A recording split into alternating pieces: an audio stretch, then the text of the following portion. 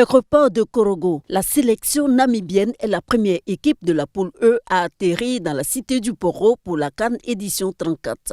Elle est accueillie par les autorités locales dans la pure tradition Sénoufo, Balafon, Boloy et Soromigidjo pour lui souhaiter le traditionnel Fotamana, bienvenue en langue locale Sénoufo.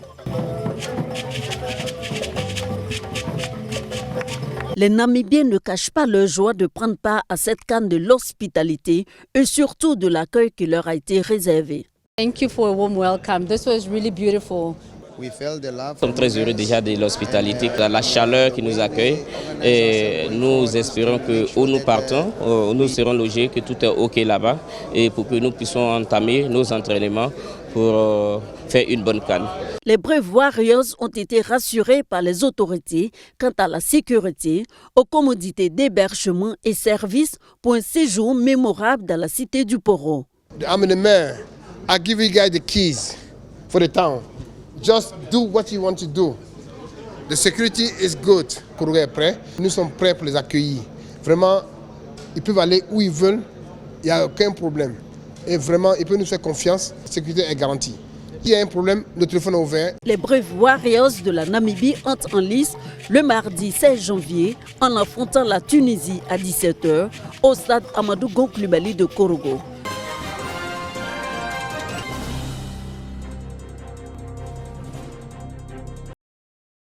CAN 2023. À quelques jours du coup d'envoi, la ville de San Pedro est fin prête pour la grande messe du football africain.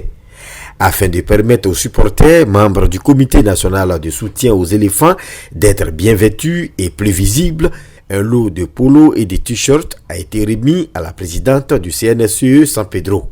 Nous avons souhaité simplement faire en sorte qu'au niveau du comité national de soutien des éléphants, qu'il y ait une représentation qui permette à ces supporters d'être présents, de manifester justement l'aquaba, ici le dinio, pour que ce soit une belle fête. Parce qu'en réalité, il s'agit d'une belle fête. San Pedro va supporter toutes les équipes qui évolueront au stade Laurent Pokou. Une stratégie a été mise en place à cet effet. Nous avons réparti les quartiers et selon les quartiers, par exemple, je prends le cas de Lac-Cité et Soweké qui va supporter le Maroc et Bado qui va supporter la Tanzanie, ainsi de suite. Dans les villages, quand nous allons donner de la voix là-bas, et nous avons déjà commencé à sensibiliser nos populations par rapport à la CAN, par rapport aux vœux du président de la République. Déjà à l'arrivée des différentes délégations à l'aéroport de San Pedro, le CNSE San Pedro leur a réservé un accueil chaleureux, dans une bonne ambiance.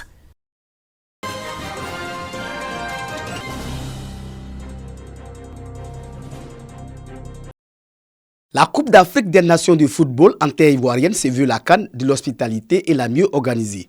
Pour relever ce défi organisationnel, le comité local de Bouaké insiste sur les mesures arrêtées. Devant les hommes de médias, le numéro 3 de l'organisation locale met l'accent sur deux dispositions majeures, à savoir le processus d'entrée et de sortie du stade, l'accès aux fan zones situées à l'espace promenade de Bouaké. Lorsque vous achetez un ticket pour 2 matchs, le premier match commence à 14h, vous allez au stade à 13h ou à 13h30. Quand vous rentrez, si vous sortez du stade, vous n'avez plus accès. Puisque le ticket, quand vous le compostez, il est considéré comme validé.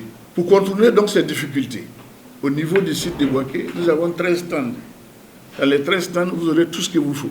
Pour avoir accès aux fan zones, il y a un site qui est créé où vous devez générer un code QR. Et quand vous venez à l'entrée, ce code QR va être validé, on vous met un bracelet et puis vous avez accès aux fan zones. Pour les dispositifs sécuritaires, le plan de sécurisation et les voies de contournement, le préfet de police invite les populations au strict respect des mesures. Lorsque les populations voudront se rendre aux fan zones, elles devront passer soit par le centre culturel Jacques Aka pour avoir accès, pour arriver sur le site. L'une des exigences phares de la CAF est que là où les véhicules passent, il ne faudrait pas que les piétons passent à cet endroit et vice-versa. Et donc la A8 qui est le boulevard Abla Pokou, cette voie-là est réservée exclusivement aux piétons. Et la voie qui est à l'arrière du stade, du côté sud, cette voie-là est réservée exclusivement aux véhicules VIP, VVIP, demander aux populations de s'approprier ces voies de contournement et de s'abstenir de poser tout acte tendant à perturber le bon déroulement des dispositifs sécuritaires. La réussite de la CAN en dépend. Pour éviter les longues files d'attente devant les guichets de vente des tickets, de nouveaux sites sont ouverts. Il s'agit du centre culturel Jakaka, des bureaux de la poste des quartiers commerce et Aouyansou. Le Stade La Paix reçoit son premier match le lundi 15 janvier 2024 sur le coup de 20h. Cette rencontre opposera les Fennecs d'Algérie aux Palancas Negras d'Angola.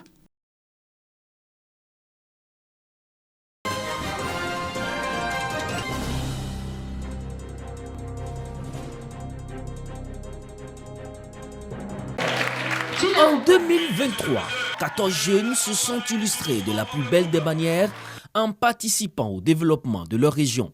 Nous sommes dans la région de Lamé. Ces récipiendaires se sont distingués par leur savoir-faire dans divers secteurs d'activité. Et le Conseil national des jeunes de Côte d'Ivoire récompense leur détermination. Jean-Luc Cassi, cadre de la région de Lamé, a invité ces récipiendaires à plus d'abnégation au travail. Félicitations à tous et que la deuxième édition que nous allons vivre l'année prochaine soit un succès.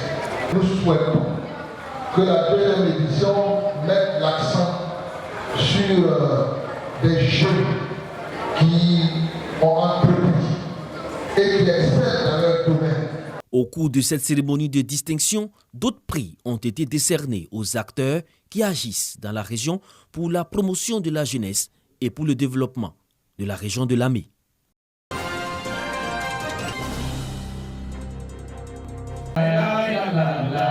Une atmosphère spirituelle entretenue par des élèves de l'école coranique et des guides religieux. Nous sommes à la grande mosquée de Madinani. La ville abrite le Maouloud de la communauté des Tigani de Kabadougou. Comme pour les éditions précédentes, les délégations sont venues du Mali, de la Guinée, du Sénégal et de diverses régions du pays pour célébrer la naissance du prophète Mohammed. Pour les populations de Madinani spécialement, l'attente est toute grande. Nous prions Dieu que la cohésion règne dans le département de Madinani, surtout dans la ville de Madinani. Cet événement arrive à point nommé, dans la mesure où l'événement d'aujourd'hui contribue au renforcement de cette cohésion. C'est pourquoi nous disons vraiment merci à tous ceux qui ont fait le déplacement. L'événement mobilise tous les Tigani des localités qui composent cette région à chaque fin d'année. Moment au cours duquel les guides religieux font des bénédictions. Ils prient aussi pour une année 2024 prospère, la bonne santé des autorités du pays, la paix en Côte d'Ivoire et surtout le retour de la cohésion entre cadres, fils et filles de Madinani, cohésion mise à mal depuis les dernières élections municipales dans cette localité. On demande pardon à toute la population de travailler ensemble, main dans la main, de travailler pour que Madinani sorte de l'étagère sa précarité qu'on a connue, dans la cohésion et dans la paix, pour le bonheur de nos administrés. Il a demandé pardon. Je pense que c'est compris par tout le monde, car il est notre député et maire.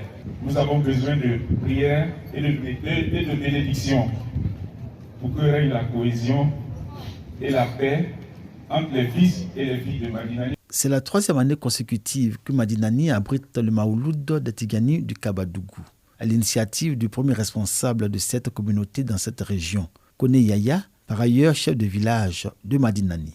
Et pour cette édition 2024, c'est autour du thème « La paix et la cohésion sociale », choisi pour coller à l'exigence du moment que les fidèles musulmans ont célébré la naissance du prophète Mohammed. J'ai véhiculé le message qui m'a été confié par le ministre Adama Kamara. Ce sont des messages de cohésion. Il veut la cohésion sociale à Madinani. Il a demandé aux imams de prier pour la cohésion sociale à Madinani.